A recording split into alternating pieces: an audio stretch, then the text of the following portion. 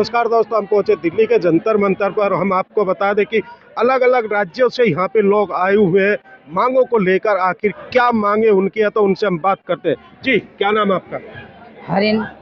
हरि नारायण बौद्ध। जी, आज दिल्ली के जंतर मंतर पे किससे क्या मांग कर रहे हैं? जंतर मंतर से समाज के लिए बहुत से मांगे हैं, पर ये मनोवादी व्यवस्था और ब्राह्मणवाद व्यवस्था को लेकर के 75 साल आज़ादी के बाद वो आज भी गुलाम के गुलाम हैं। और गुलाम इसलिए हैं कि संविधान लागू होने के बाद जो SC ST OBC के सांसद विधायक जो चुन के जाते हैं, वो सूरा सुंदरी दौलत के लेकर के गुलाम हो गए ब्राह्मणवाद और पूंजीवाद व्यवस्था। ये अपने मान और सम्मान के लिए कभी क्रांति लड़ाई नहीं लड़े, न संसद में न बाहर, न समाज को जगाए। अभी क्या चाह रहे हैं आप? अभी चाह रहे हैं कि जब तक ब्राह्मणवाद और पूंजीवाद के खिलाफ खूनी क्रांति नहीं होगी, तब तक मजदूरों, गरीबों, बहुजनों को कभी आज़ादी नहीं मिलेगी। वो दिन पे दिन बधुआ गुलाम होते चले जाएंगे। ऐसा कौन कर रहा है? ऐसा कौन कर रहा है? ऐसा हम में से कोई आगे तैयार होगा।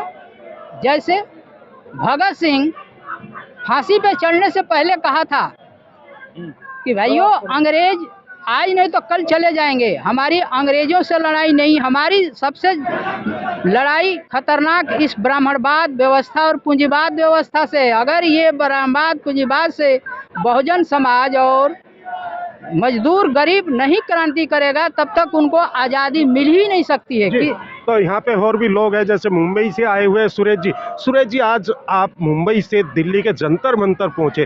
जंतर मंतर आने का मेन उद्देश्य क्या है? देखो, भारत के अंदर बाबा साहब ने दिया कॉन्स्टिट्यूशन है, यानी संविधान है, और ये संविधान के विरोध में अलग अलग नए नए कानून बना रही है। उसमें से एक कानून उन्होंने भी बनाना चाहते हो, यूनिफॉर्म सिविल कोड। तो यूनिफॉर्म सिविल कोड हमारे देश के अंदर लागू नहीं कर सकते, क्योंकि हमारे देश के अंदर विभिन्न धर्म के लोग रहते हैं। हिंदू रहते हैं, मुस्लिम रहते हैं, सिख ईसाई रहते हैं, बौद्ध रहते हैं।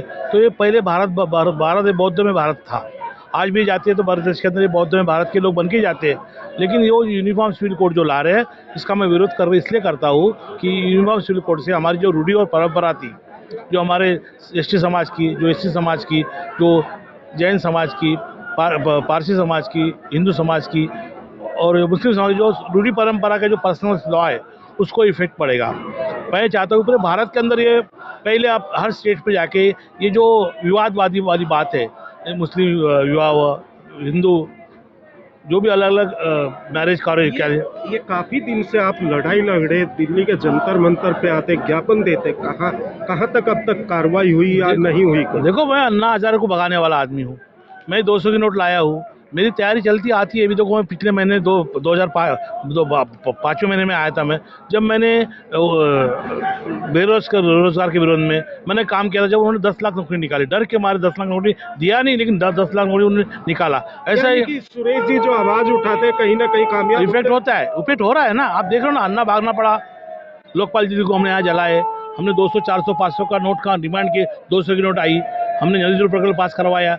हमने जो काम करते हैं वो डर सरकार को हम दबाव लाते हैं, और हम देश के नागरिक है, हमारा हक बनता है, संवैधानिक अधिकार है, हम हमारी बात रख सकते हैं। इसलिए हम जो यूनिफॉर्म सिविल कोड है, समान नागरिकता संहिता जो है, हम उसका इसलिए विरोध करते हैं कि भारत के अंदर बाबा साहब ने संविधान के अंदर सबको अधिकार दिया है। हिंदू, मुस्लिम, सिख, पारसी, बौद्ध जितनी भी जाति है, उनको बाबा साहब ने प्रोटेक्शन दिया और अखंड भारत को रखा है। तो यूनिफॉर्म सिविल कोड के अंदर जब ये आएंगे तो ये क्या करेंगे, इनकी रूढ़ी परंपरा को खतरा हो सकता है। दूसरी बात है, ये चाहते हैं हिंदू राष्ट्र, और ये मनोवादी व्यवस्था के RSS के लोग हैं, ये चाहते हैं हिंदू राष्ट्र चाहते हैं। अब हिंदू राष्ट्र को लाने की बात करो तो हमारा राष्ट्र पहले से बौद्ध राष्ट्र घोषित है, वर्ल्ड के अंदर फेमस है। तो ये क्यों ऐसे अलग अलग तरीके से हिंदू राष्ट्र बनाना चाहते हैं? तो हम हिंदू राष्ट्र के विरोध में है, और यूनिफॉर्म सिविल कोड आएगा तो ये समान कायदे के माध्यम से हो सकता है हमारी रूढ़ी परंपरा खत्म हो जाएंगी, और हो सकता है कि इसको हमारे पर भावी पड़ेंगे और भारत को फिर से वो गुलाम बनाने की कोशिश करेंगे। इसलिए मैं चाहता हूँ, बाबा साहब ने डायरेक्टिव प्रिंसिपल दिया है, टॉट दिया है, कॉन्ट्रैक्ट लॉ दिया है, मैरिज लॉ दिया है, हिंदू लॉ दिया है, हिंदू मैरिज लॉ दिया है, संपत्ति कायदा दिया है, सभी बाबा साहब ने मेंटल हेरिटेज लॉ दिया है, सब बाबा साहब ने दिया है। तो बाबा साहब के पहले संविधान को लागू करो ना। कई साल से आप संविधान के अंदर संशोधन करके संविधान के हर पहलू को खराब करना चाहते हैं। बाबा साहब के अधिकार का आप हनन कर रहे हो। यानी कि जो संविधान है उसको प्रॉपर लागू नहीं किया जा नहीं कर रहे, कर नहीं सकते। उन लोग डरते, हम 90% है, वो 3% लोग इस देश के ऊपर राज करे, देश का शोषण करके एक मजदूर, मजबूर, किसान, युवा, महिला आज सब गुलाम बन चुके मानसिक। आज की बेरोजगारी देखो, आज का आप एम्प्लॉयमेंट देखो। संविधान लागू हो जाए तो जनता को क्या लाभ होगा उसका? अरे जनता को नौकरी मिलेंगी, पूरे भारत के अंदर बेरोजगारी कम हो जाएंगी, सबका आपका अधिकार मिलेगा, सब नेशनलाइजेशन हो जाएगा। जब जमीन का लाइसेंस करेंगे तो एक ब्राह्मण के पास 100 एकड़ जमीन है, गरीब का एक टुकड़ा भी नहीं है, तो जमीन का लाइसेंस करना चाहिए, जल संपत्ति का लाइसेंस करना चाहिए, और अब हर आदमी को अपना अपना खाने पीने, रहने का, रोटी कपड़ा, मकान और शिक्षा का अच्छे से हक देना चाहिए। इन्होंने जो शिक्षा नीति लाई उसके अंदर पूरा उन्होंने बदलाव कर दिया। गरीबों को SC ST स्कॉलरशिप को कम कर दिया, बजट में पैसा कम कर दिया, स्कूल कॉलेज के अंदर फीस बढ़ा दी, गरीब का बच्चा पढ़ेगा कैसा? तो इनकी नीतियाँ सब खराब होती है और बाबा साहब की विचारधारा के विरोध में चल रहे हैं। ये लड़ाई कहाँ तक चलेगी? ये चलाई अभी 2024 में होता खत्म हो जाएंगी। आने वाली सरकारें जब बदल जाएंगी तो इनके ऑटोमेटिक इनके प्रतिदिन आएंगे, ये भागने की कोशिश करेंगे भारत में से, क्योंकि भारत के अंदर पहले इन्होंने 200 लोग को उद्योगपति भगा चुके हैं और भारत का कब्जा अडानी अंबानी और चाइना कंपनी का हो रहा है।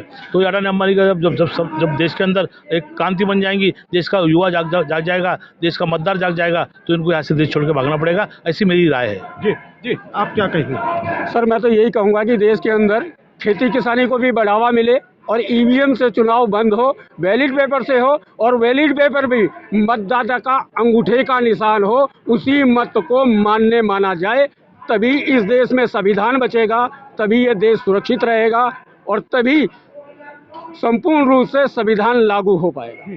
तो यहाँ पे जो लोग आए हुए हैं, अलग अलग राज्यों से आए हैं, उनका कहना है कि जो हमारा संविधान है वो प्रॉपर नहीं लागू हुआ, वो प्रॉपर अगर लागू होता है तो देश की जनता को बहुत सारे फायदे होंगे, और उसी की आवाज़ उठाने के लिए यहाँ पर सुरेश जी आए हुए हैं। हर खबर से आजाद तोमर।